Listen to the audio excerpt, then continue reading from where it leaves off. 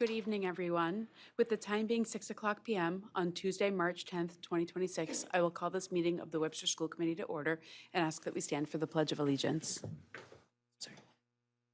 I pledge allegiance to the flag of the United States of America and to the republic for which it stands, one nation, under God, indivisible, with liberty and justice for all.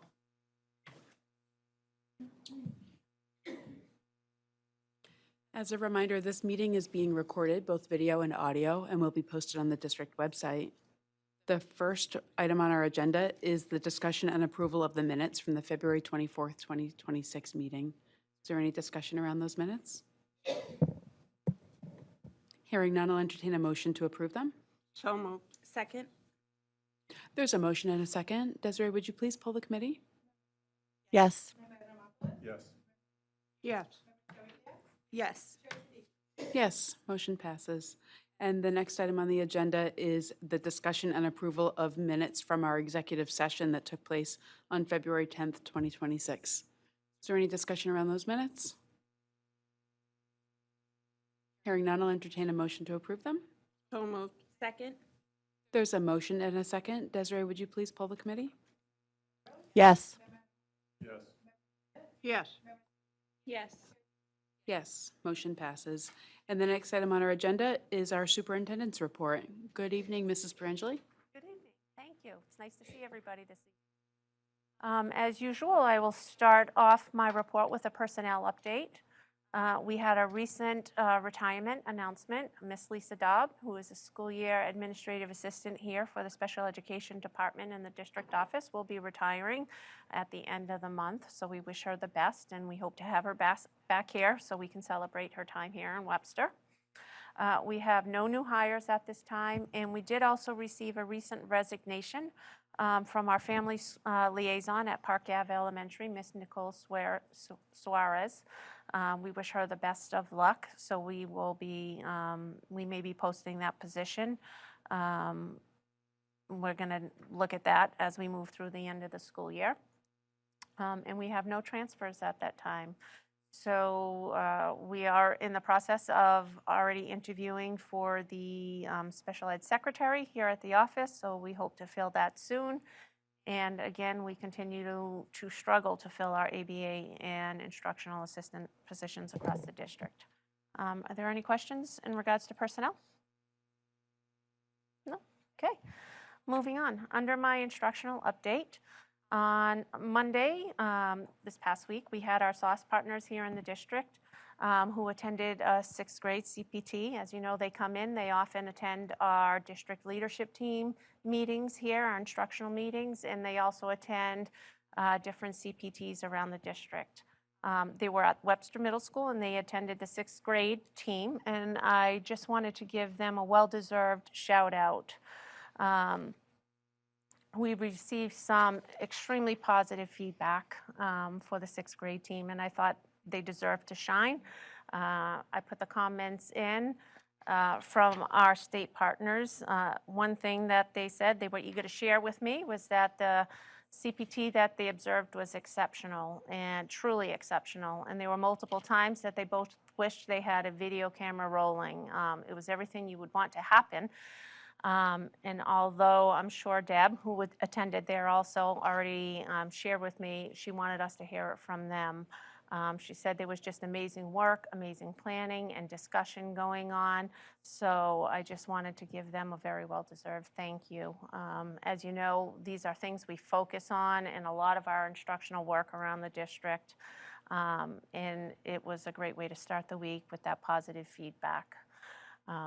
So we hope to continue this and see progress in other grade levels across the district. It's a great model, so hopefully we can spread that across. We do see wonderful, amazing things happening in pockets around the district. We've just got to make that the norm across the district in all of our content areas. So a huge shout out to the Webster Middle School 6th grade team. I just wanted to say thank you to them for their hard work and collaboration. Any questions about that? No? Okay. Moving on. Dr. Mackay and I attended a webinar held by the Commissioner of Education. This webinar was an update to speak about the new initiative that's going across Massachusetts schools. As you know, we have been underperforming over a few years now, and we have had partnerships with our state teams who come in and support us across. They are looking at a new initiative called Accelerating across Massachusetts. And so the webinar was a high-level overview of what that means for districts. What they did is they looked at the bottom 25% of school districts across Massachusetts. They looked at districts that were either staying stagnant or not showing growth, or have been in a chronic area for many years. And they put them into tiers. And then the way they're approaching that, you can see in the memo, I think, do you have it in your packet? I'm not sure if I put it in there, because I think I just got it on Monday. Yeah, and I'll make sure I send this out so you have it, so you can look at it after. They broke us into all these districts. So like I said, it was the bottom 25% of schools in Massachusetts. I think it reflected 80 districts and 252 schools. They were put into categories where schools not requiring assistance or intervention, other schools requiring assistance, and schools with high-intensity state or federal designations. That's the category that we fall in. So what they are doing is we have to submit in plans. It used to revolve around the district. Now it's going to be looking and moving down to the school level. They're actually getting away from the district plan, and it's going to focus on school improvement plans across the state. So we have some work to do by the end of June this year, and then that's going to be an ongoing submittal to the state every year, looking at our school district improvement plans.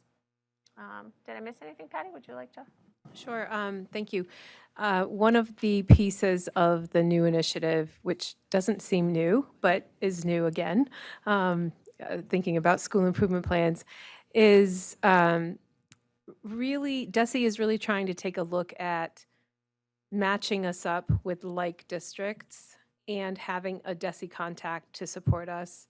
One of the other things that they are looking at is looking at all of the different initiatives that we may be asked to participate in because of certain federal results or state level results like this one, including Rethinking Discipline. That was an example that we were expected to participate based on our designation.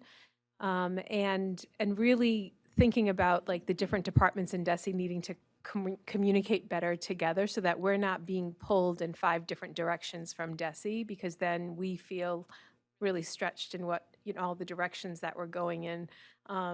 Just today I sat in one of the things that we're participating in, and so if we get 3 or 4 grants, or we're a part of certain initiatives, and each of those initiatives has like a self-assessment or a needs assessment, and they're all related, but some a little bit different, that we've really been employing DESE to really take a look at finding the common ground that we can share on those reports or those assessments, and then not making us like repeat the same thing over and over again. And even like this week, there's 3 things going on with DESE, so we've really had to split up our time and say who's going to go to this and who's going to go to this and who's going to go to that. And if only they had talked to each other, they wouldn't have both scheduled state level convenings in the same week. So things like that, they're really looking at streamlining so that we're feeling that we can really get targeted in the work that we need to do. So we're looking forward to that level of support from the state. Absolutely. I couldn't agree more, because and it wasn't just from Webster, a lot of the work that they did as they were moving in is they had conversations with school districts around. So they called us up, they talked to us, and they said, what has your experience been? And, a big part of what we said is that every department works in silos, and there's no throughway across all of them. So we're doing this work here, we're doing this work here, and that collaboration in the communication between departments is critical for us to be successful. I said, we're a small team. Up at the leadership, we have, 5 people, 4 people. And I said, these initiatives, we can be involved in maybe 4 or 5. That's a very small number of people to do all the work for those, where, bigger cities have bigger groups of people. And they're hearing that from many schools around. So the hope is that we can work with like districts who have the same issues that we have. We can collaborate, and then there's going to be resources that will be brought to the schools down the road that'll be tied to some money and resources that will help us as we move forward. So we look forward. We actually look forward to the new initiative. Again, it's called Accelerating Achievement Partnership. That's what it's called. And I will make sure if that's not in your packet that I put it in so you can review it. And we're going to get busy moving forward. Any questions on that? Okay, and then moving on, as I stated, it always feels like we take one step forward and then sometimes 2 steps backwards. Again, we were notified, I brought to you last time, Rethinking Discipline. So it's something that we've been working in all year long. I was happy that last meeting, our special education department had submitted in all the documentation that they needed. We got a great review back. Everything was good, so we've done our part with that. Once again, we were notified that we need to partake in Rethinking Discipline for the next 2 years again. And what that means is that we have some of our discipline has come back a little high. So we were dinged for discrepancies in Hispanic or Latino students having more than 10 suspensions, 10-day suspensions. And that's not 10 one-time suspensions, it's cumulative over a school year. So they go back 3 years, and they look at your prior 3 years to see what that percentage is. So for us, it was and it's students with disabilities also. So it's Hispanic students with disabilities. So we had 190 students, and out of 190 students, we had 7 students who received 10 or more suspensions in a given year. So that put our district rate at 0.037. The state rate is 0.006, and it cannot be more than 5 times the state rate. And that put the state rate at 0.03. So we are at 0.037. So part of that is participating in the Rethinking Discipline. We're already doing a lot of work that is recommended. I know our discipline is down this year. It's progressively gotten better since 21, because last year we were in it and went back to 21, 22. So I don't know if you want to talk a little bit about the work that you've been doing with SEB and the discipline work across the district. Sure. With Rethinking Discipline, as you know, we were able to apply for a grant that was $75,000, and we've been working to try and spend that money in a way that is 100% related to Rethinking Discipline, and that is to reduce, the ultimate goal is to reduce exclusionary practices related to discipline. But you can't fix it just at that point. So a lot of the work has been really ensuring that our PBIS systems are in place at the Tier 1 level, that how we are recording and tracking the school-based behavior data is both accurate and useful to help us make decisions. So at the beginning of this year, we sort of went back and looked at the categories. We redid all the categories to make it so we have this collection of data, but it shouldn't be cumbersome for the teachers, and it should be accurate, so that if a student is doing behavior A, that there's not 6 different ways to document that, because then you can't track it well, and that's what it was like before. So we really worked on the labels so that it's as simple as possible without errors, and so that it's accurate, so that we can then make decisions about that. The hope there is that by shoring up the responses to negative behavior in classrooms, then there's less referrals to the office. If there's less referrals to the office, then there's a potential to have less out-of-school related discipline. To help with that, some of the professional development that we're interested in bringing, the schools are really interested in mediation. And mediation means something really specific. Certainly in the realm of law, it means something. In the workplace, it means something. In schools, it also means something very specific. I think it's a term that's used very loosely, but it really means something specific with specific training. So we're looking at getting our administrators and our counselors trained in mediation. In addition, some of the teams are interested in something called collaborative problem solving, which is working with the student to consider, like, why is this happening? To consider, are there skills that are missing in the student that are contributing to the ongoing repetition of this type of behavior? To do that, we are looking at the systems that we have in place, not just responding to behavior, because if we only respond to behavior, then we're going to see great levels of response out of school, right?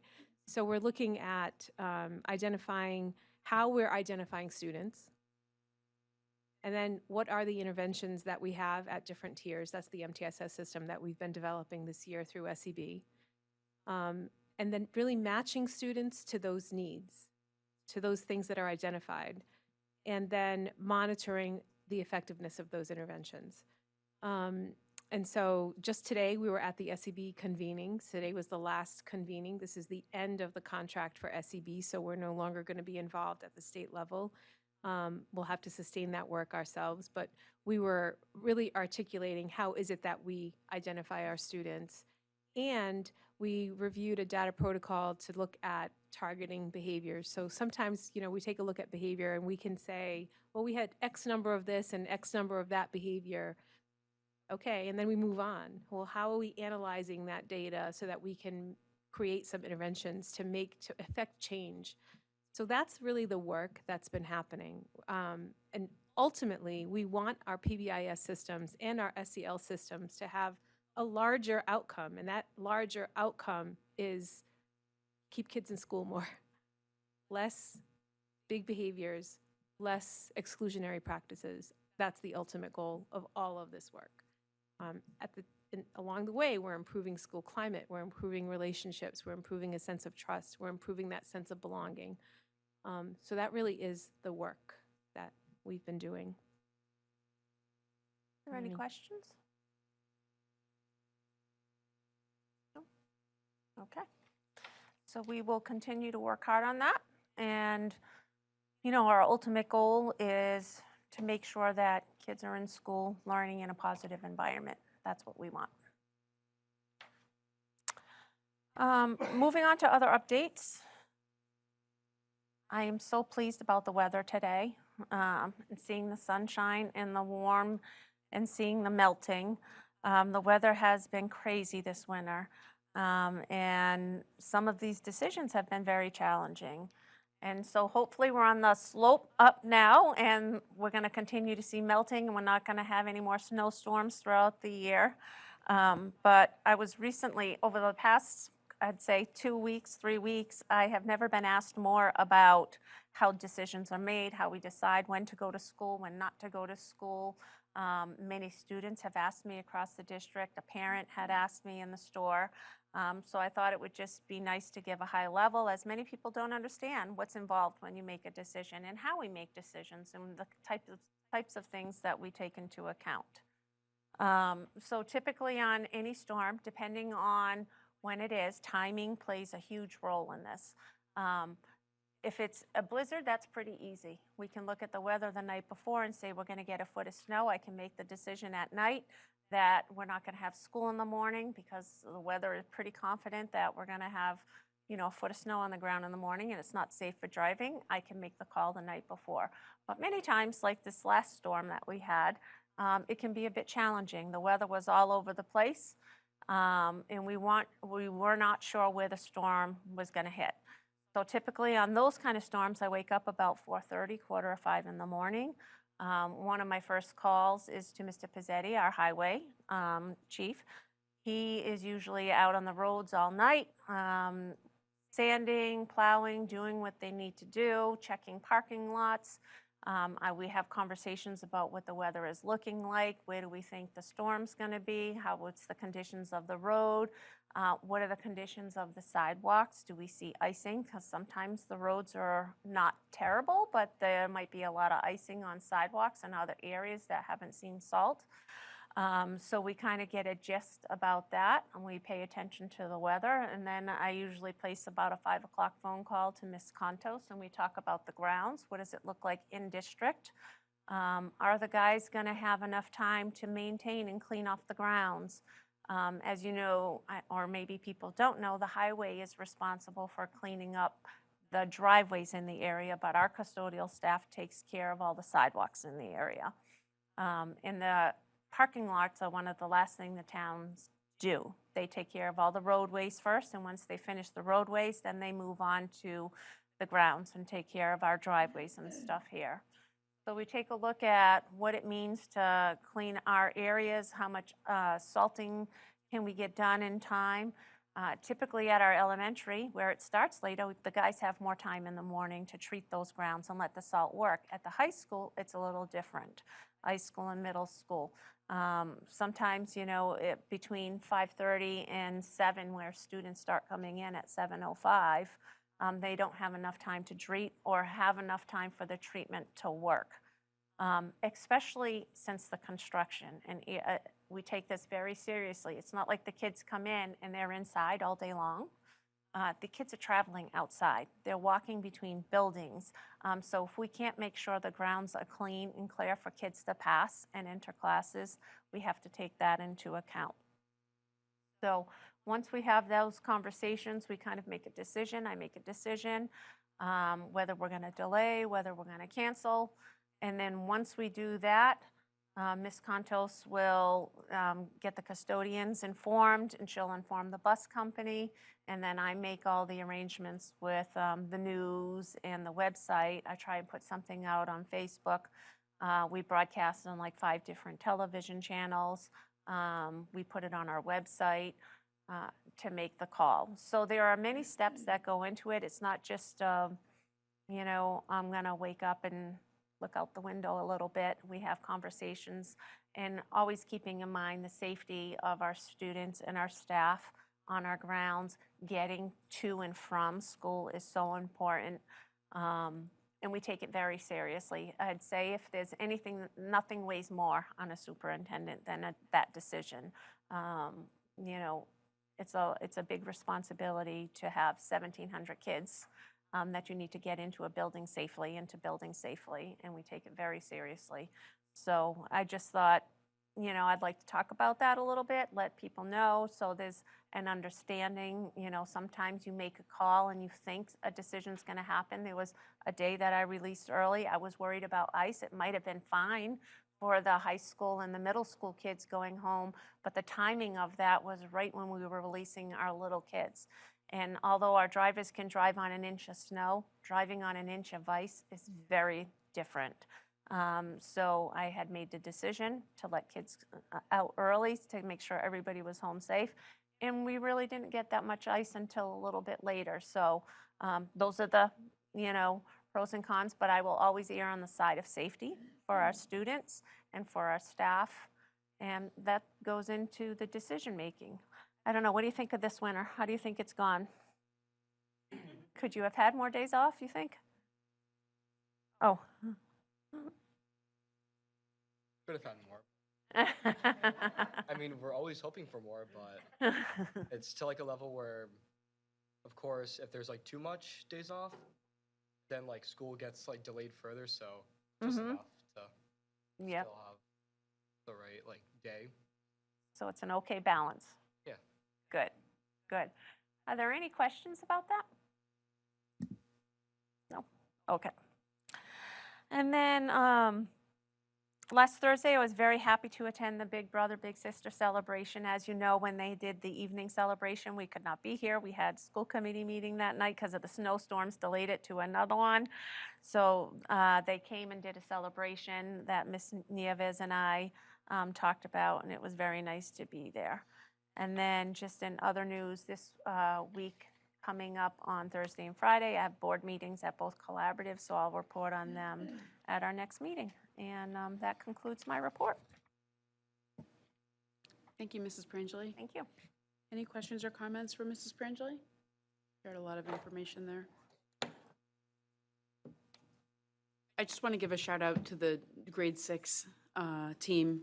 That was some really impressive feedback that they received after that visit. So, kudos to them for the good work that they're doing. I know there's a lot of good work being done across that whole building and across the whole district, but it's nice to have the state recognize some of the good work that's happening. Absolutely. Any other? There's no other questions or comments. We'll move on to the next item on our agenda, which is our business manager report. Good evening, Mrs. Contos. Good evening, everyone. I'm going to get started with the renovation project. I'm really happy to say we were just a little over 5 weeks from substantial completion for Phase 2. Hard to believe that we're at this point and on this final run. Want to give you an update on the milestone dates that I previously reported on. All of the second floor flooring is now completed. The HVAC equipment has been started up, and that's an ongoing activity that will keep going on because they start that equipment up and then they start all the monitoring of all those alarms and continuing to tune that. So luckily in this phase, we have that additional time for the tuning. We didn't have that in Phase 1. Punch list, this also is a little different than Phase 1. We're actually working on punch list items before substantial completion, whereas in Phase 1, we were doing all of those punch list items over the summer, and there's still some that are outstanding. So that punch list is also ongoing. First floor flooring completion, that was actually completed at the end of last week, so that is now completed. The plumbing sign-off came in on Thursday. We're expecting electrical sign-off by the end of this week. We actually just got that update this evening, so it was originally delayed to 3:15, but they do anticipate getting that by the end of this week. Final cleaning has started, and so that will be ongoing. They're not going to do the final wash until a little bit later. We want to make sure that the traffic has settled down in that area. And then commissioning has started up, and they'll be doing some back punching on items, working towards substantial completion on 4/15. So making great progress on the milestones. Before we move on, one thing that I do want to mention that's not on here, because this is really a construction milestone, and that's all the work that we're doing to prepare for the move. So there's a lot of planning going on relative to the move, which is 5 weeks away. So we have solidified who's moving where. That's been finalized. We have full inventory list of what we have and what needs to move. We've met with the mover. We've nailed down what the order of operation will be when we're moving. And our goal will be first is anyone that is going into B section will be moved first, then followed by central office moving out into the modulars, and then all else will follow kind of in the third phase of moves within the building. Once we get all of those moves done in the building, we will then go out to Mafre and get all of the weightlifting equipment, retrieve that, bring that back, and get that put back together in Section C. So in addition to that, there's also work happening to schedule some of the key equipment that we use in the Project Lead the Way pathways that actually have to be moved, and that's actually a very delicate process and needs to be done in coordination with other vendors. So we're working on those move activities as well. So I do anticipate that as we get to the end of the month and we're starting to push people to begin getting packing, that we'll also be looking at what are things that we'd be surplusing as we're going through that, what things are truly deemed as trash and can be disposed. So we'll have more coming forward, but lots going to be happening over the next 5 weeks to get to this final finish line. And as you know, that means the school committee room also is, we're going to have to vacate that. So we are looking at an alternative location to hold our school committee meetings. So, we should be bringing that back to you shortly. But our last meeting in this room will be April 10th. And then after that, our May meeting will need to be held in a different location. So more to come on that. It's one of two libraries, I will say. We'll either try to do it in the media room here at Bartlett or the Park Ave Library. So we're going to just evaluate, once we see the media room, see if we can make that work, move some of these tables there, might be a possibility, so that we can support it. So really exciting about the move activity. The other thing just to keep in mind is that we're moving this all around. Another key activity that doesn't show up on here is all the furniture, the brand-new furniture that we've purchased through FF&E is scheduled to arrive over the summer. So everything will be coming in, getting assembled, and we will then be taking all of the furniture out of the rooms and replacing it with the brand-new furniture for sections C and B, and then A will be held until this section of the building is completed. So we do all this moving in, and then there's going to be another shuffling of the deck come the summer when the new furniture arrives. So that's kind of exciting because everyone's been in the new classrooms, but it'll be nice to be in the new classrooms with brand-new furniture. So very exciting. So let's move on. So you saw the plaque at the last meeting, so the only reason why this is included here is if we go on the next one, I want to show you the placement of where that plaque is going. So we are going to retain the original dedication plaque from the original Bartlett High School building back in 79 or 78. I can't remember what the year is on the old plaque. It's actually going to go in the vestibule or the entrance to the main office. So that brick wall is right across the window to get into the main office. So that'll be the location. The next slide actually shows just the placement of it and the height. There was some discussion about trying to do it side by side, but we have a fire alarm right next door and we can't get it. It'll be too high if we do that. So they'll be stacked one on top of each other. So work is in progress to get that going, and I think the plaque has been moved into fabrication, so that'll be coming. Next one, the key point on this one, I won't get into the details of the actual mechanics of the project and the number of requests we've looked at, but I think the key point here is we are close to 80% complete now. So we did talk about this a lot during phase one. Phase one represented 50% of the project. Now that we're here, we're at the 80% mark. Phase three is the smallest building portion of the project and the least amount of work overall. So we are truly on the home stretch as we move forward. Want to share some pictures with you about the progress. On the left-hand side is the Digital Media Center. You can see the windows and the lightings installed. On the right-hand side, this is the new main entrance. So you can see on that right-hand side, I don't know if you see that opening is during break. They actually took the poly wrap down, and that right-hand side is actually the cafeteria. So right across from there is where the main office is. And then as you kind of follow that straight forward and take a left, you'll start ending up into getting into the classroom space on the first floor of B section. And it's much further along than this now. They stated when they Pictures took are these always- pictures, they were like a week or two behind the meeting.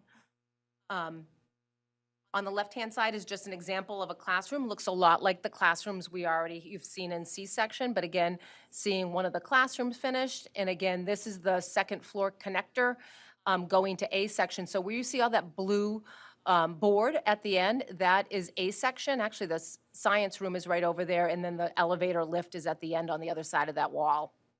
So that'll be the connector. Showing the gymnasium only because we're very excited. The batting cage was installed in the gymnasium. We actually went to Marfray today and got the AstroTurf for it so that they can start indoor batting practice.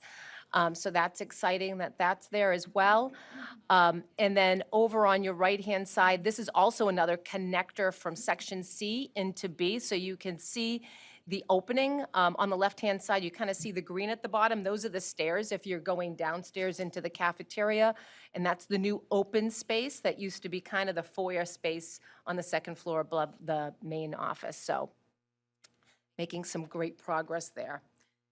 And that's where we are on the project. So a little over 5 weeks, and we will actually have 2 sections of the building connected. Students now will only have to exit out of the main office and go right across to the modulars. So I think we'll be in a much better shape and more connectivity.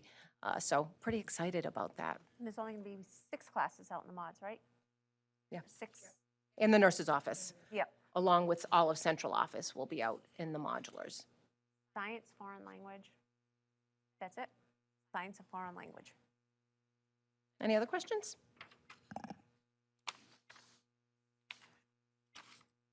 Looks great.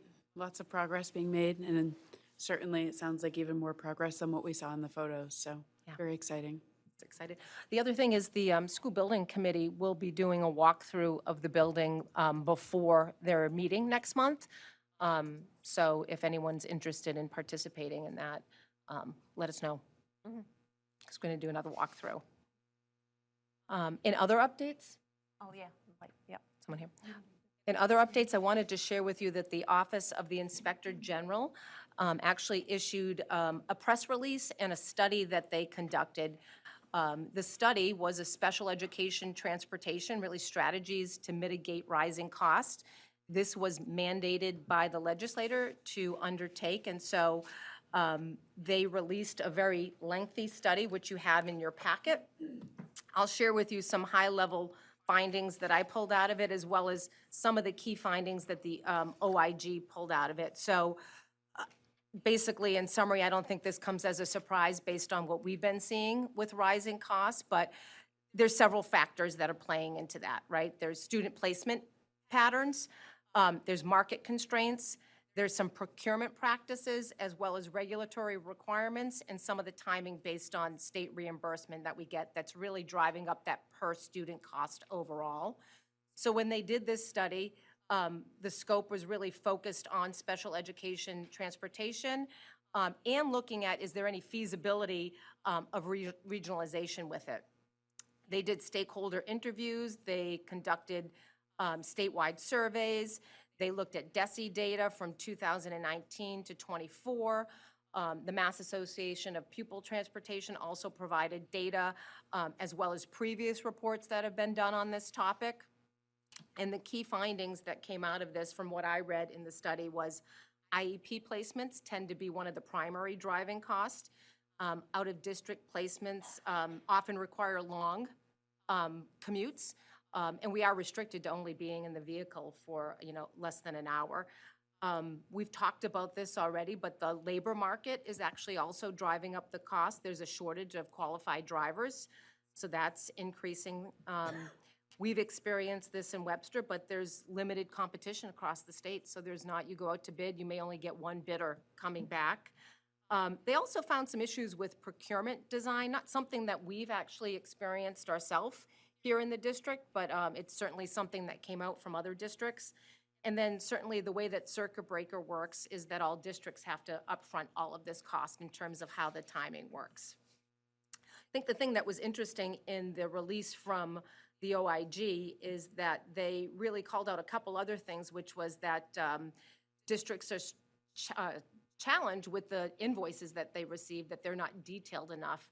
I was a little surprised by that because we have had very good experience with working with our vendors to make sure that the information that we needed on those invoices has that information listed, and they've all been very accommodating on that. So that one was a little bit of a surprise to me. And then a call out about not having a central repository of information on bids and contracts. And that is true. Nothing exists for us to leverage on that when doing it. There is a transportation website that's out there that helps us a little bit with looking at runs.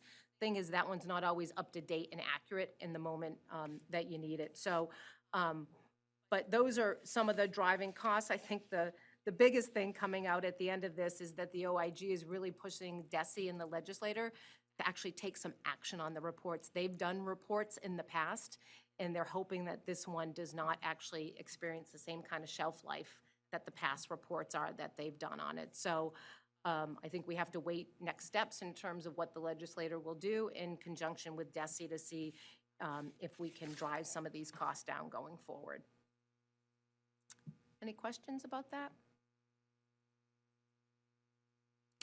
In other updates on the fiscal year 27 state budget, the Joint Committee on Ways and Means has begun their hearings.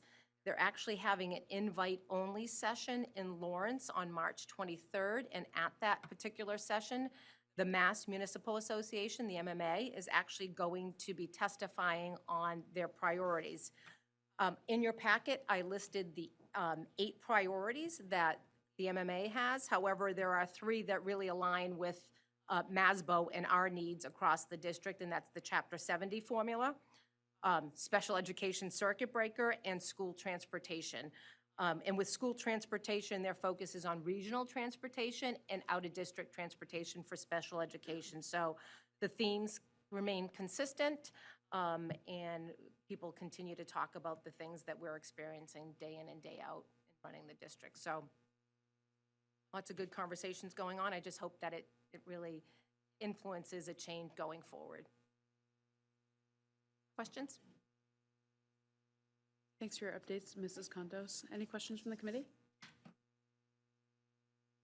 No? Well, thank you. Very exciting to see, particularly about the building project. It's And very exciting. Very exciting.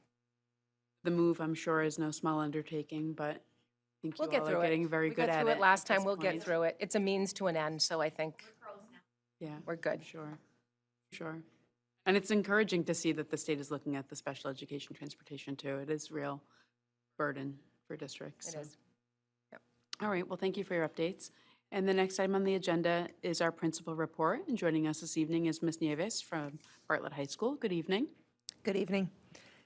I just wanted to start by talking about our testing. This month is heavy. We had our Seal of Biliteracy test the first week of March. We're moving into our PSAT. We're doing it in the spring this year. That is on March 18th. And then we have ELA MCAS coming up at the end of March, March 24th and 25th. I then wanted to move in. I invited one of our students with us today who was part of something I'll let him describe to us. This is Francois Longday Yambete.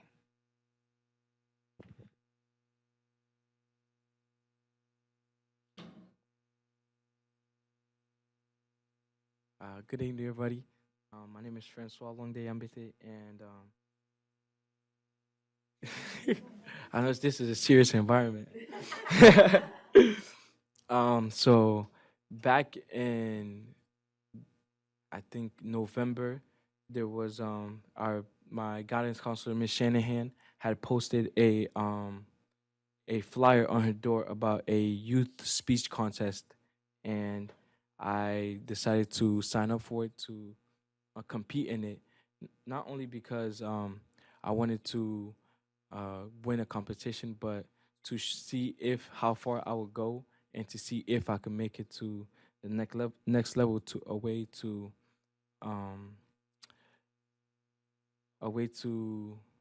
test my abilities. So that's why I wanted to do it. And the steps I took to get myself ready for this competition was I written a speech. They said you had to write a speech about a topic, a speech about a certain topic. And the topic for this year, the topic changes every year, but the topic for this year was, what can past America teach future America? And we had to write a speech for that. And throughout the different competition levels, there was a competition in your school, after your school, in the community, after the community, it's your region, there's your district, and after your district is your region, and after your region is states. I made it to the region, and I think I placed third in the region, and yeah. So during the competitions throughout our school, I was the only one that signed up, and throughout the community, I was the only one that signed up, so I automatically moved up to the district. And at the district level, there was five other speech givers. So throughout that, I placed first. That moved me up to the regional level, and at the region, I placed third. And this was my speech. When people ask me what past America can teach our future, I don't start with textbooks or dates. I start with something simple, perspective. Because I came to this country from a place where life teaches you lessons before school ever does. A place where the old ways still guide everything you do. Work hard, stay grateful, respect others, take nothing for granted, and remember that every step forward is earned and not given. And when I look at America today, I realize something. The mindset that helped past America rise is the same mindset I grew up with. The mindset that says if you want something, you earn it. If life gets hard, you work harder. If the world closes one door, you build another one yourself, and then you hold it open for the next person. I'm not here to talk about history. I'm here to talk about how the old ways I carry with me can help shape America's future. These aren't lessons from a classroom, they're lessons from life, from challenges, from generations who survived more than they ever spoke about. And the longer I live here, the more I see that those old ways are not outdated. They're exactly what this country needs to remember. Courage, the kind that moves even when afraid. Past America teaches us that courage isn't the absence of fear, it is choosing to even when you're afraid. The people who built this country weren't superheroes. They were farmers, soldiers, factory workers, mothers, leaders, immigrants, and regular people who did extraordinary things because they had to. They faced winters without guarantees, wars without certainty, struggles without comfort. Where I come from, courage is not optional, it is survival. You learn to stand even when your knees shake. You learn to hope even when the hope feels heavy. Future America needs that kind of courage again. Quiet courage, disciplined courage, the courage to push forward even when no one is clapping for you, even when the world doubts you, even when the path ahead looks unclear. Unity, the kind that shows up. History teaches us that unity is power, not fake unity where everyone pretends to agree, but the real kind where people show up for each other even when they don't have to. America used to have that spirit of community buildings together. Neighbors helping neighbors, strangers offering a hand simply because it was the right thing to do. And unity didn't mean sameness, it meant understanding that different people can build the same future. In the place I come from, unity is the backbone of survival. People share food, support, wisdom, and hope because everyone depends on everyone. If one person struggles, everyone feels it. Future America needs that kind of unity because a divided country makes noise, but a united country makes history. A united country also makes healing possible. Mistakes, the kind that helps receive wisdom. Past America made mistakes. My country made mistakes. All of us have. But mistakes are only dangerous when you refuse to learn from them. When I came here, I messed up a lot language, culture, expectations. But I kept learning because growth matters more than perfection. And that is something Past America understood too. Progress is born from admitting what needs to change, not from pretending everything has always been right. Future America needs humility, the humility to admit wrongs, to face truths, to grow stronger because of it, and to understand that perfection has never built a country, but perseverance has. Opportunity, the blessing that built a nation. People have crossed oceans, deserts, borders, and battlefields for one thing opportunity. My family didn't come here for comfort. We came here for a chance, the kind that changes generations. What some people treat as normal, I see as a blessing. The ability to dream, to work, to rise, that is not ordinary where I come from. And still, every day here reminds me that opportunity is only meaningful when people protect it, respect it, and extend it to others. Future America has to protect that spirit of hunger, gratitude, and drive because what someone here takes for granted, someone else is praying for with everything they have. Commitment, the real key to the future. The past teaches us one last truth. The future does not belong to the strongest or the richest. It belongs to the committed, the ones who believe their story can mean something. No matter where it starts, I am committed because I carry my family's sacrifices with me. I am committed because hope is heavy where I come from, but necessary. I am committed because I believe America's future can be stronger than its past, not by forgetting the old ways, but by rediscovering them, not by abandoning who we were, but by remembering what made us rise in the first place. So, what can past America teach future America?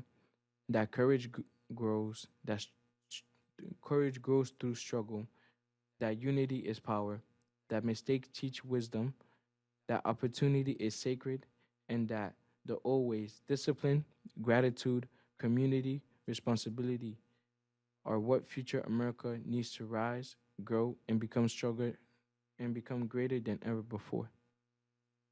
Okay. Thank you. And throughout the different speech, different contests during the district at the district level, it felt nervous, but easy at the same time because it wasn't in front of a big group. I say maybe 15 people, but at the district level, there were more than 100 people, and that gave like that showed me that I wasn't very prepared because as soon as I started talking, I had I had a I had my throat had gotten dry. Like I haven't drank water for 2 days, so that helped show me that I need to. It should help me show. It helped showed me something I need to work more on. So I feel like that's why students should do it. It helps you. First, it's if you win, they give you money. So at the district level, you win that they handed me a $250 check, and at the regional level, I still lost, but every runner up had received a check for $200, and the winner had received a check for $1,000. So it's an opportunity to make some, I say, easy cash, and it's also an opportunity to learn and do something, do something that can show first for colleges and for yourself, and that's why I think other students should do it. It's a um, it's a wonderful thing, and it's hosted by the Webster Lions group. So yeah, the name of the concert was the Webster no the Lions Youth Speech Contest. So that was that. Thank you. Job. Thank you. Nice job. Francois, nice job. Thank you, ma'am. Thank you for sharing a little bit of yourself this evening. And it sounds like you've shared a little bit of yourself with varying sizes of groups Yes, sir. up until today.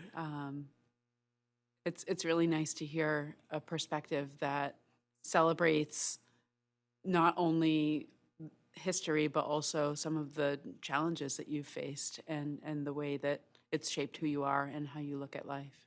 Yes, ma'am. So, thanks. Thank you. Anyone else have any comments for Francois? Through the chair, Member Scariglia? I just want to say you have, if nothing else, an influence, because I was influenced by your speech. So whatever journey or career or next steps you have, because I'm assuming you're a senior, Yes, ma'am. good luck, and I have no doubt that you'll be influential wherever you are and whatever you choose to do. Thank you, ma'am. I agree with that. Thank you so much. Anyone else have any comments for Francois? Language. Usanjoni. Merci, Singila. Francois, you talked a lot in your speech about where you come from. Do you mind sharing a little bit about where you do come from? I come from Central Africa Republic. It's some people think it's like a region, but it's a country. Right next to Cameroon and Congo, the dead center of Africa. And I was born and raised there. And from there, I lived there till I was 7 years old. And then after that, we had moved from there and came to America when I was 8 years old. Yeah. Nice. And I've seen you at some games, basketball games and things like that. Your spirit is fierce and influential, as Member Scriglia put it. So do you have any plans for next year yet?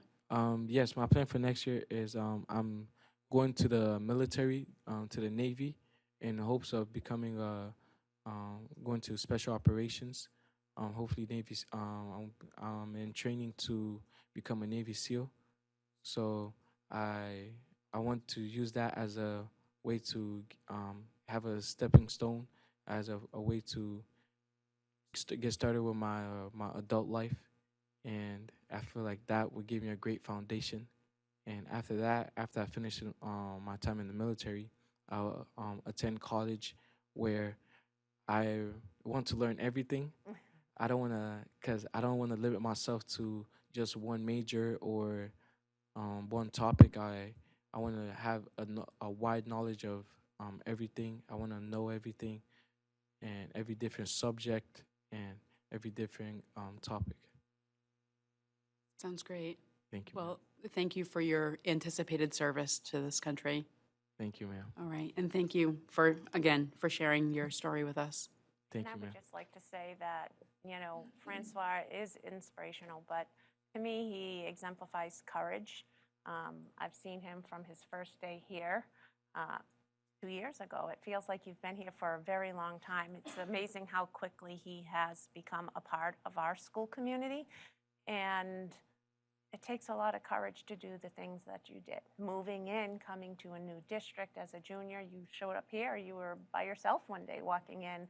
And then the way he's made his presence known throughout the school community. And we've had multiple conversations.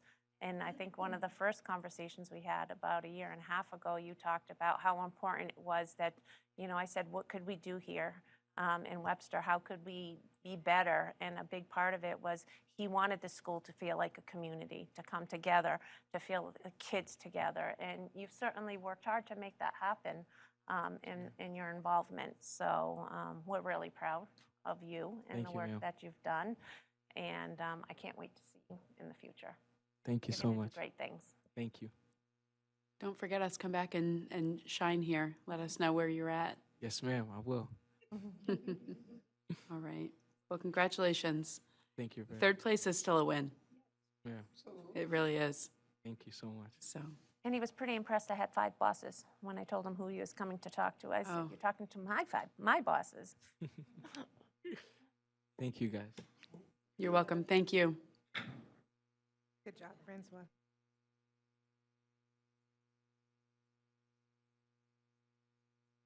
All right, after that, 2 topics. Our first one is our NEASC visit. I was able to get the report from our NEASC visit. I'm just going to do a high-level summary tonight, and my next school committee, I will bring how we're going to move forward from this. Okay. So we received the report from our December visit right at the tail end of February break in the snow. So we've been looking at it, starting to work with it. We've met with our liaison once, and overall, NEASC looks at 5 different standards, and that is learning culture, professional practices, learning support, and learning resources, as well as student learning. So out of those 5, we either meet or do not meet, and they rate us where we're at. So 4 out of the 5 we've met. They rated us as met the standards and did not meet in the standard of student learning in regards to our written curriculum documents. So that's where we're headed. That's the work that we need to do, is how we take what we currently have, because they did acknowledge that we have them, but how to move forward with a consistent template and how we keep those updated as we move along. So that's the work that we have in front of us as far as the 5 standards go. In that report, they also mentioned our priority areas. So I had to submit where we want to head with our school. And the team says they either agree with us or recommend other areas of where they would like to see us go. So together we talked about the same priority areas. So we're going to look at our first one to ensure that our core values, beliefs about learning, and vision of a learner are fully integrated in all areas of our school, and that's what drives our student learning. The second one is the written curriculum documents. The third, that we will build and ensure coherence for students as they transition from the middle school up to the high school, to continue the work that we've already started with, especially looking at our innovative pathways, SEB Academy, PBIS, and MyCap.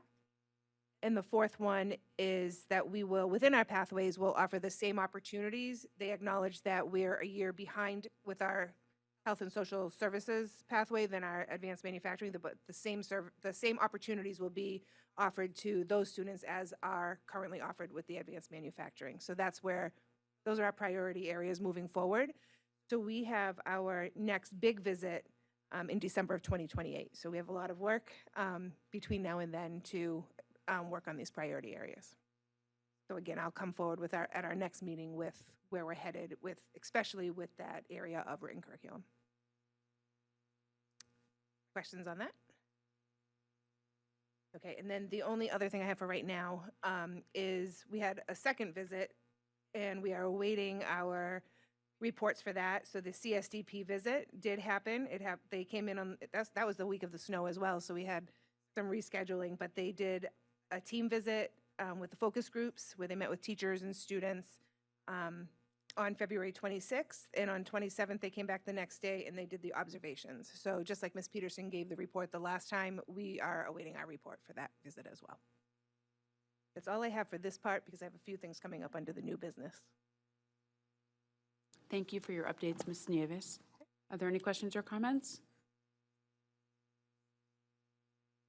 Hearing none, then I want to thank you once again. Thank you. And the next item on our agenda is an update from our student representative. Good evening, Eric. Good evening. So some positives was, of course, we had our very long break, which was definitely needed. We had no fights or any arguments, so that's also very good. And with all like the snow hardening and making it into ice, the custodians did a good job of clearing all the ice, and no people were slipping or anything, which was also good. Only bad part was all the cold weather, of course. Some student engagement and events was the Costa Rica Family Informational Night. We also had the Big Brother, Big Sister Cornerstone in Your Corner Award recognition. And also, last week, we had the Student Council Conference at the Cape, which was very great and very fun. Tonight, we have the video game night, where kids can play video games and earn prizes, which is also very good. This Thursday, we are having a Pi Day event in the gym, where students can show off their math skills and even get a chance to pie their favorite teacher. Thursday, Saturday, DECA States competition in Boston. And March 27th, we have a PBIS egg hunt. Some family events is this Saturday, we have our NHS March Madness 3v3 basketball tournament, which anybody can attend. March 24th, we have an astronomy night for Planet Parade. March 28th, we have the community egg hunt and breakfast.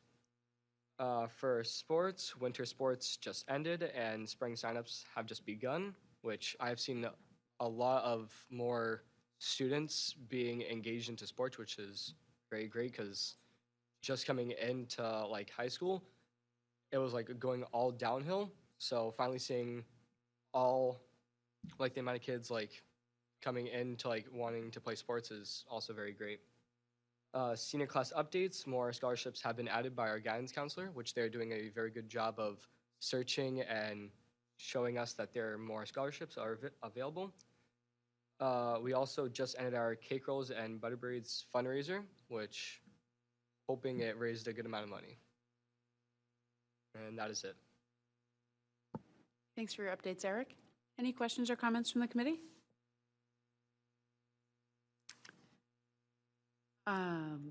I heard lots of great things about the Student Council Conference. It sounds like it was a very jam-packed schedule for all of you, from morning until night, with a little room for fun, but a lot of learning going on, too.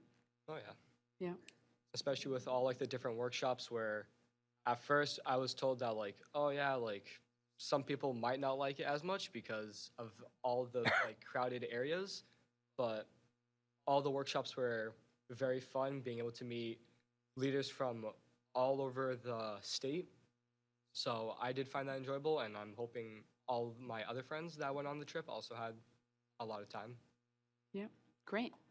And Yep, Ms. sounds good. Stawicki, I spoke with her this week, and she was very impressed by the students and their engagement in the conference in general this year. She said it was an excellent experience, and she was very excited. I guess you guys came back and you were able to debrief and have a conversation and then talk about how you can move forward. But she was very impressed with all the students and the time down the Cape. That's great. You represent the district well when you all go to these types of events and, put your best foot forward. So thank you for you and for your colleagues who went out and showed what Webster's all about. Thank Yeah. Any other questions or comments for Eric? No? Well, thank you for your updates. And like I always say, you're very welcome to stay for the remainder of the meeting. If you have homework and things to get to, we won't be insulted if you need to head out. So thank you. All right, well, thank you. Our next item on the agenda under old business is a monthly report on fundraising applications. As a reminder, it's the role of the school committee to review fundraising applications, but we don't approve them. That's done on the building level. And I see there's one for Park Ave, one for the middle school, and then 2 at the high school for NHS. So any questions or comments from the committee with regard to the fundraising activities? No, anything else we should know, Mrs. Perangeli, or? Not that I'm aware of. I just want to thank them for all their hard work. Agree, yeah, Yep. Thanks. All I right. have a tax deduction somewhere out there. I spend enough on fundraisers, so. Save those receipts. I know. The next item on the agenda is an update on the FY '27 budget. So we just wanted to give you a brief update. We've been doing a lot of speaking of Title I in recent meetings. And when we were on a webinar with a commissioner, he had given us an update on the Title I funding for next year. The Title I funding is based on the Census Bureau. And it looks at the poverty and population data. The preliminary 2024 data is showing that there is a drop in the census data, a 10% drop in Massachusetts share of national poverty levels. So what this means is basically going to impact our Title I funds for the next school year. They told districts to anticipate a 15% reduction. For us, if you look at the poverty levels and the changes, it equates to a 17% reduction, so it's $129,000 reduced in our FY '27 budget. So what does that mean? It means that Dr. Mackay and I and the team will sit, we'll reevaluate Title I, look at what shifts we can make in there. And it's an opportunity to just redesign and look at programming. So we will be taking a look at that. And I'm still waiting to hear back as what does that mean for our Title II, III, and IV grant. I haven't had confirmation of that. I think they said they were looking at it to be level, but we just want to confirm that as we move into next year. In addition to the Title I funds, Ms. Contos and I have been having conversations back and forth with the town accountant, town administrator, the finance team. We've had a couple of meetings. We talked with them about having a tri-board meeting coming up on March 23rd. So I was looking at confirming those dates with you, and I've got to get back to the town to confirm dates with them, and I'll let you know definitely if that's sooner than later, if that's going to be held on the 23rd. And then we would like to also look at scheduling a workshop with our committee as we did last year. An opportunity for you to sit down with the district leadership team, ask your questions one-on-one as it relates to maybe a certain school or overall special ed or Title I. But this would give you an opportunity to go through in a more detailed issue at a budget workshop. So I have a few dates that I'd like to throw out. You don't have to give me answers tonight. And I wrote them down. No, you have them. Okay. We were looking at potentially, and I didn't know if 5 o'clock worked for any of our members, but we were hoping Tuesday, either March 31st. We were putting out there Thursday, April 2nd, Monday, April 6th, or Tuesday, April 7th. Sure.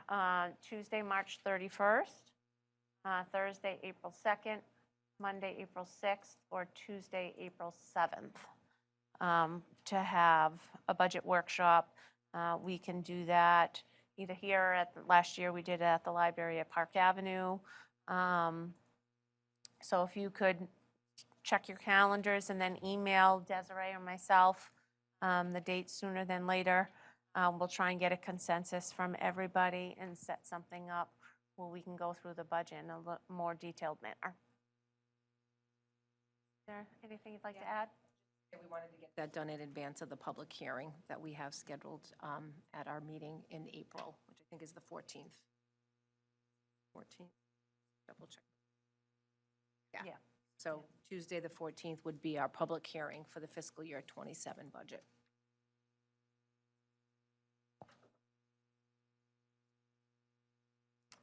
Yep, and that's the update for budget. Any questions or comments from the committee? So it sounds like we just need to email Desiree our availability for those dates that we outlined, and Yep. maybe if we can do that by tomorrow, we can get something on the books. That would be great. Okay, sounds good.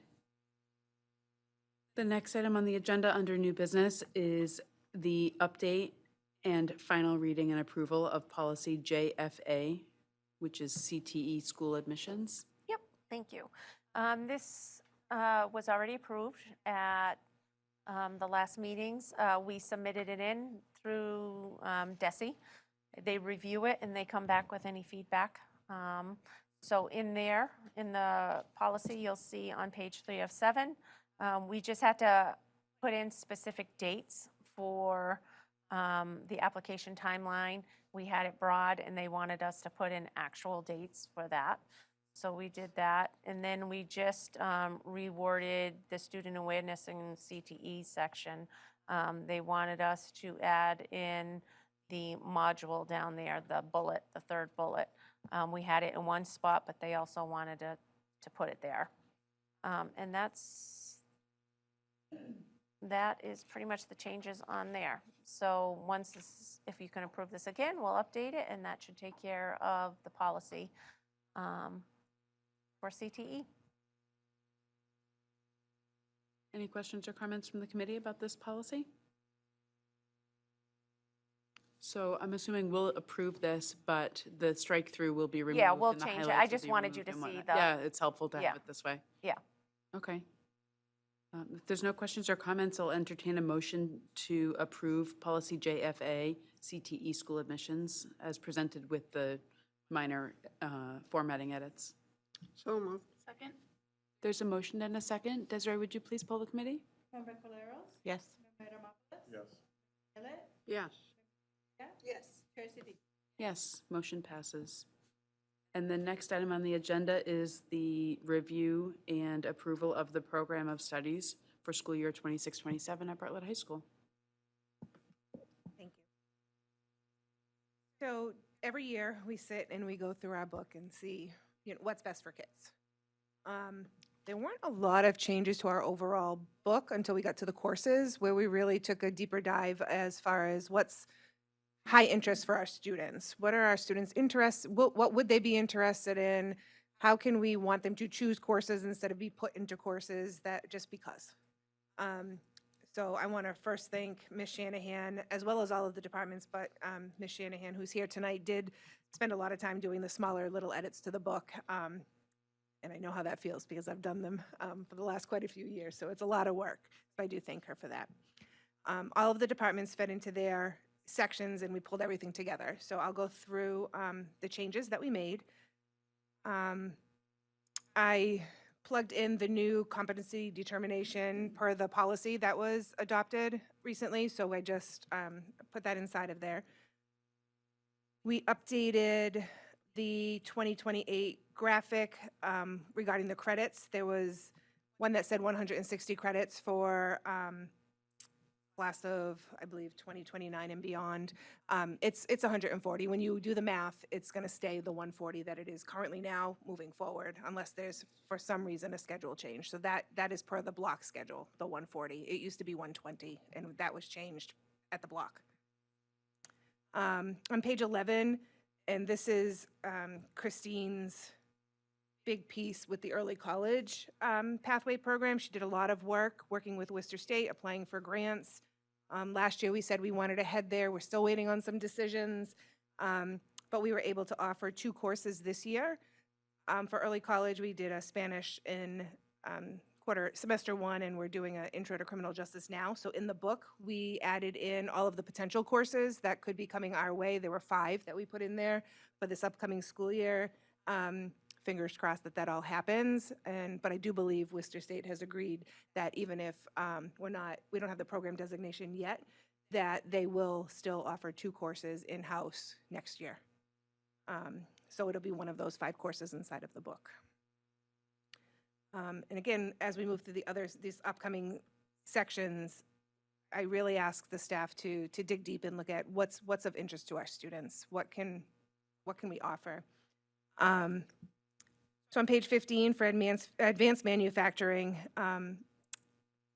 we changed from honors to CP level because it is for all students, right? We don't want anyone feeling like they can't take it. It is for all 12th grade students, and that's the same for all of the capstones in here, as if I skip some of those pages as we go forward. So it's a college level designation for the capstone project, and the capstone is I can do an internship, or I can do a capstone, or I could do both, but they both cover the same as far as the end of the pathway. For healthcare and social assistance, we made the decision, and part of this to free up one of our staff to offer additional sections of something else, to not offer the healthcare and social assistance, not offer the healthcare industry recognized credentials as a course. We're going to build CPR and first aid back into the pathway courses, so someone may come in and teach those as like an in-house field trip, and still offer the dementia care and early cancer detection, but in our medical careers club after school. So students still have the opportunity to earn all of the credentials, but we wanted to be able to see what else can we put into the school day where more it can benefit a larger number of students in different ways. On page 19, we added a marketing capstone, so if students didn't go the internship route, they still have a way to end that marketing Chapter 74 program by taking the capstone project. And the business department changed the level from honors to CP, so again, all students, it's available to all students, so it's not a higher level course where some kids feel like they can't take it.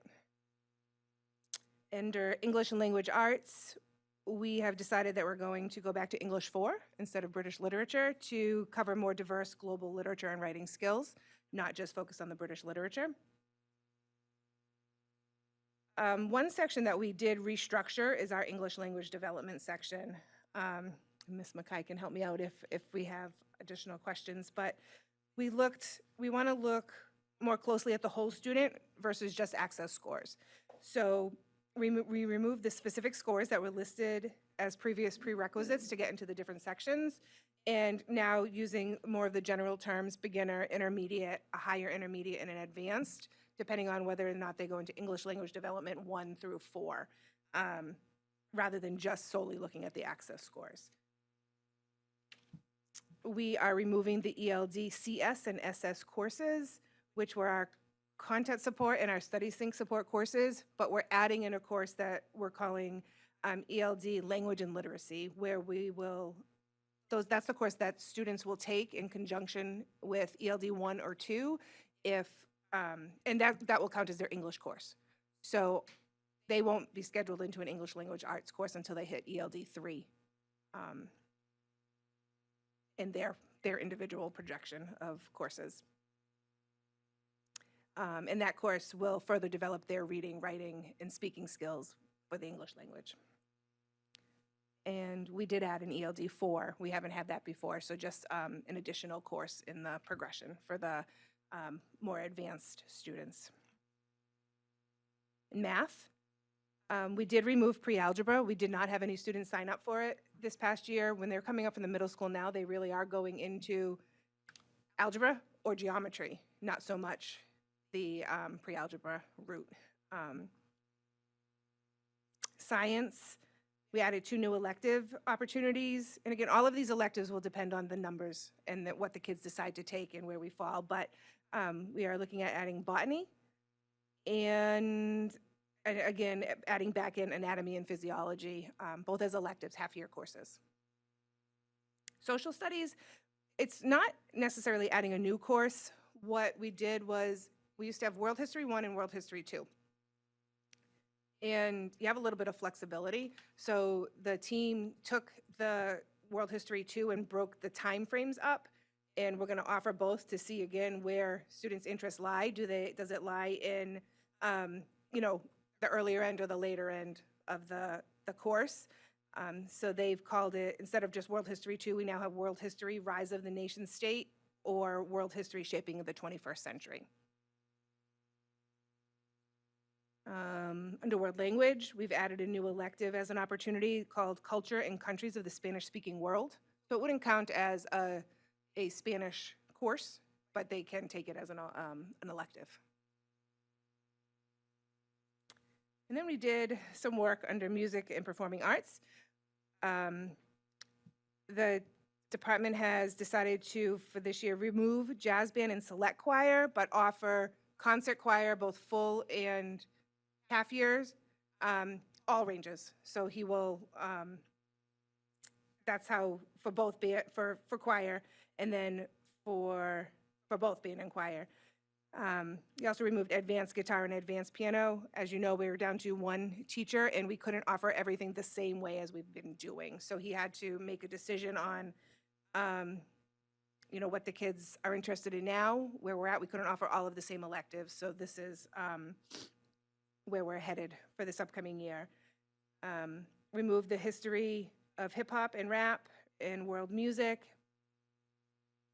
but did keep the digital music production is what it's called, because he sees the future pathway, which he is going to work on this year, to use our green room that's coming up in our new media center on how we can build that course into some kind of pathway that, you know, we can use in conjunction with our theater and our journalism courses. So we did keep that course there. Under visual, and then the theater teachers would like to add a second level if possible. Again, we'll see how numbers lay, but an advanced theater performance and have an actual play this upcoming year. This year they're doing not a talent show, a showcase night for the students, but they want to do an actual performance. Visual arts, removed the ceramics 1 and 2, but did keep the introduction to 3D art, and will be building in a ceramics piece, a larger ceramics piece into that course, especially with all of the new materials and classrooms that we have. Kept digital arts 1, but did not this year. We will not offer digital arts 2, but if there are students that are more advanced, she will accommodate them. And right now, she doesn't have enough sections to teach the AP. If there's someone that's there, we might be able to work something in. We're just going to have to see interest when the guidance counselors meet, and then we may come back to you to see if we can put something back in. One of the departments, this health and PE, they really restructured. As you know, we need PE for once every year throughout the 4 years, and 2 years of health within the 4 years. So we're going to keep PE 1 and PE 2 for the freshmen and the sophomores. By the time they're juniors and seniors, they're going to offer a wider variety of courses. This year, we would like to push forward one course called Team and Individual Sports, another called Fitness in the Great Outdoors. That one is a little bit different. That one includes hiking and snowshoeing and fishing and archery. The Mass Wildlife actually said that they would lend us the equipment for both of those. Weight room basics for life using the new classroom, as well as an introduction to fitness training. So juniors and seniors would have the option to take one of those 4 courses, again, depending on where the majority of the interests lie. And right now, we're going to offer 2 health electives if there's room for students, one being nutrition and the other one introduction to the role of the athletic trainer in sports medicine. Hopefully, as they work through this year, working on different pathways, see how it can fall as far as maybe an alternative to Health 1 and Health 2. And then under study support in the MyCap section, with the construction right now, we will not be doing the future teachers this year, but we will continue to offer a student internship where they can pair up, students can pair up in the classrooms with teachers and have teachers as mentors for different things inside the classroom while this construction continues. We added in a college and career skills for the 21st century as part of MyCap. We are asking that they have 2 courses. And then we're asking for a freshman exploratory. Not sure if we can get this off the ground. We would love to, whether it be in the course of the everyday or through our advisory program, where students get a taste of the different career and academic pathways as freshmen before they decide on, where they want to head and they actually get a taste for it. Those are all my proposed changes. I know it's a lot. It is a lot, but it's so encouraging to see some of these innovative classes being offered. I'm still stuck on toward the end here, the weight room basics and the nutrition and things like that. These are real life things that, if you learn them in high school, can be lifelong habits, if you will, and really life-changing things for students and for people when they become adults.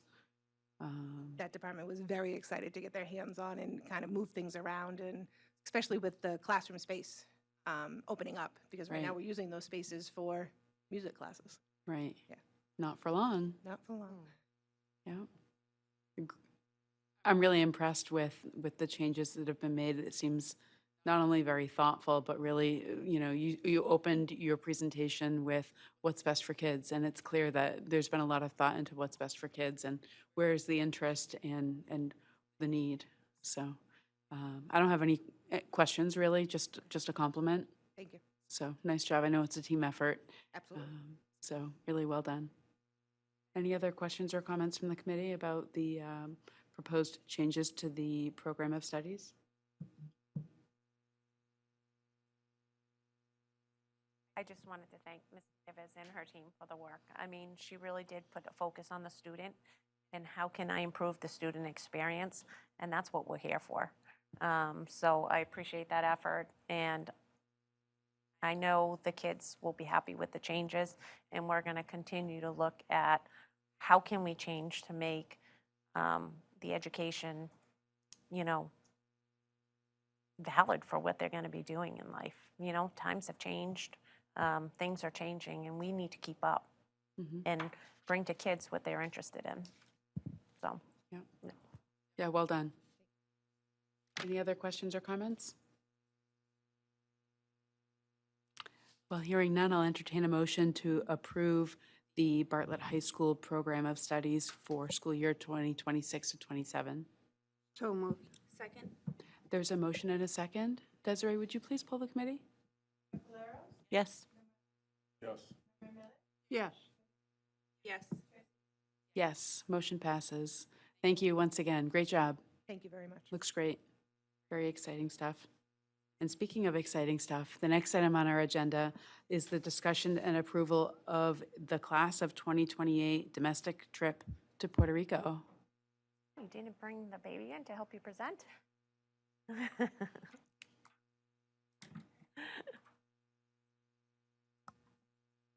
Good evening. Good evening. I'm Samantha Bodette. I am one of the senior class advisors. And during our last community meeting, we had pulled the class of 2028. Of these 76 students who responded, 70% of them said they'd be very interested in taking a class trip. And 15% said that they would be somewhat interested, and some are not sure still. We gave them five locations to rank. Of the top three, we went back to EF Tours and said, can you give us cost comparisons so we can kind of decide what's best for our students financially, and where we could help them with fundraising to see what's the best option.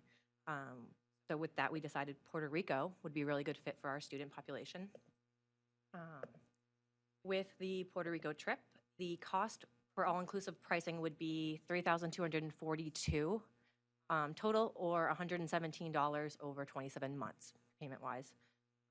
The trip itself includes breakfast, lunch, and dinner. We did make sure lunch was included because it's not necessarily always included. It also includes a travel protection plan that we built into the price so that if in the case a student is not eligible to attend due to academics, behaviors, or not meeting the graduation requirements, they would be able to get their money back with the exception of the enrollment fee and the insurance payment. During this trip, it is 5 days. We are requesting the travel dates of the end of June. So we're looking at June 26th to Friday, June 30th of 2028. It does include a full-time tour director. We have travel resources, 24-hour emergency services included. And during this time frame, the students will be, go to that piece.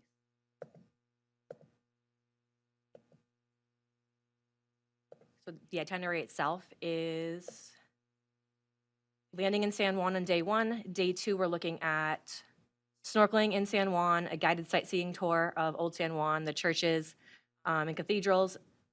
And then on day 3, we're looking at going into the rainforest, having a lunch at the beach, having bomba dance lessons, a kayak tour of a bioluminescent bay, and day 4 is an educational program at a hacienda A8 and a salsa lesson for the students before we return home on day 5.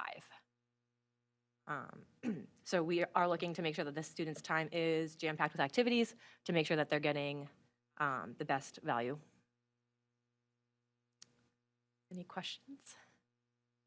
Questions the from chair? committee? Yeah, Member Caleros? How many students do you need to attend in order to get this up and running?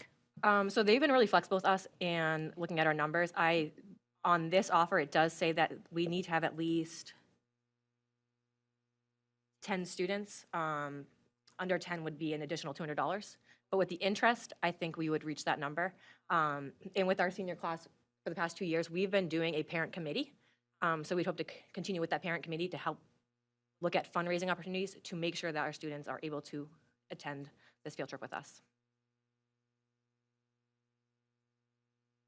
Any other questions? Member Adamopoulos? So obviously, for the last 20 years, been going to the same place. Is there a fear because of the cost with this that you only have a group of 15 kids rather than the entire senior class being able to participate? So we're not trying to take away from anything we currently have in place. This would be in addition to. Okay. It sounds like some fundraising opportunities to help defray the cost, maybe? I think that's our plan. So that's our plan, to make sure that the students have the opportunity to attend, even if financial becomes a problem. Great. Sounds like an amazing opportunity. Anytime we can open the world up for our students and let them see something beyond what they're used to. Francois was here earlier talking about his experience, and it just goes to show that a more worldly perspective benefits everyone. So, very exciting. Any other questions or comments from the committee about this trip? Hearing none, I'll entertain a motion to approve it as presented. So moved. Second? There's a motion and a second. Desiree, would you please poll the committee? Yes. Yes. Yes. Yes. Yes, motion passes.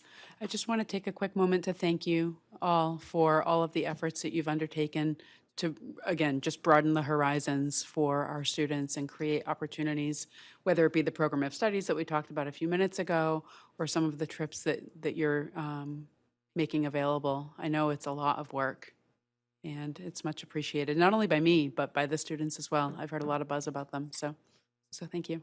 Thank you. Happy travels. Thank you, Sam. The next item on the agenda is to enter into executive session to conduct strategy sessions in preparation for negotiations with non-union personnel, or to conduct collective bargaining sessions or contract negotiations with non-union personnel. In this case, it will be for the discussion and approval of the superintendent's contract. Could I have a motion? So moved. Second. There's a motion and a second. Desiree, would you please poll the committee? Yes. Yes. Yes. Yes. Yes, motion passes.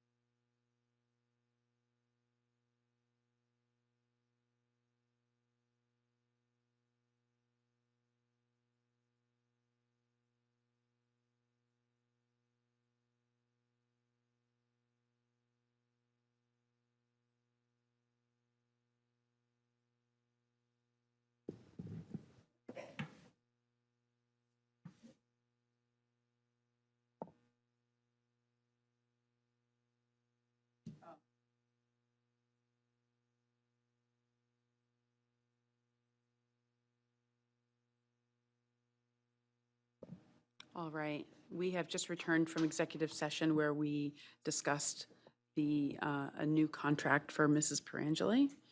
And we have arrived at an agreement. So I will entertain a motion to approve a new 5-year contract for Superintendent Perangeli as discussed. Second. There's a motion and a second. Desiree, would you please poll the committee?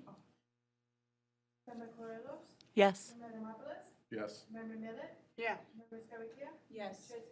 Yes. Motion passes. Any questions or comments from the committee regarding this contract? Through the chair. Member Millet? I'm probably the only one in the room that you had started working around when I first started teaching in the school system. You were in that business office and stayed there and worked there and worked your way up. So you've been helping our school system for decades, Oh, God, decades. makes me feel old. And I think the most I want to say is to thank you because you have truly dedicated and persevered through all these years for our students, our staff, and our community. And I thank you for that. Thank you very much. Thank you, Member Millet. Thank you. Any other questions or comments from the committee? Well, I couldn't have said it better myself, and while I wasn't here back then, maybe even not here yet at that point, I too just want to thank you for your dedication to this district, to our families, our staff, and most importantly, our students, and the level of stability that a district enjoys when they have a superintendent who has their eye on what's best for kids at all times and what's best for staff at all times, and is able to see things out, for many years, makes a huge difference in morale and in outcomes. So I want to thank you also. Thank you very much. Thank you. And I appreciate your support. And I feel very lucky to be here in Webster, and I'm excited to be here for another 5 years. I feel I've gotten just as much from this community. It's very close to my heart, and I appreciate it, and I love the people in this community. So I look forward to another 5 years. Great. And gray hair. Any other questions or comments from the committee about this matter? No? Okay. Well, thank you for that. And the next item on our agenda is the review, transfer, signing of warrants, bills, payroll, and vouchers. We do have a transfer request in here. Usually I'm faster on these transfer requests. Let's see here. I can't remember the amount. It is sideways, but it is transfer in the amount of $10,000 from the textbook line to the PD line. Yeah, I'll just make a couple comments. So the curriculum office and evaluating the upcoming PD needs and the PD grids did another projection and is looking to transfer $10,000 to support ongoing professional development for the rest of this year on the PD days. So this is really focused on paraprofessionals, special education, and making sure that we're creating an offering that's meaningful for the staff. All right, thank you. Any questions or comments from the committee about that? Hearing none, I'll entertain a motion to approve this transfer in the amount of $10,000 from the textbook line to the PD line. So moved. Second? There's a motion and a second. Desiree, would you please poll the committee? Yes. Yes. Yes. Yes. Yes, motion passes.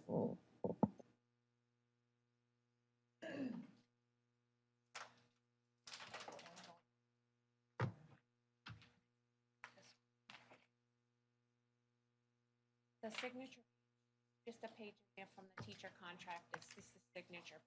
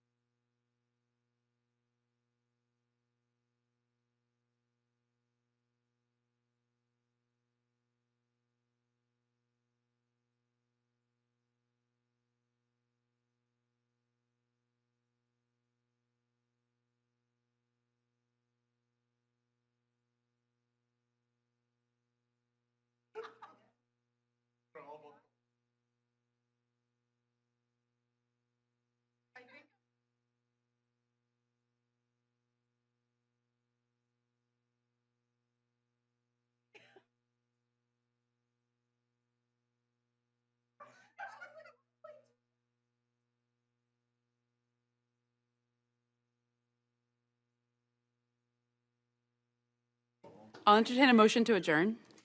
So moved. Second? There's a motion and a second. Desiree, could you please pull the committee? Yes. Yes. Yes. Yes. Yes. Good night, everyone.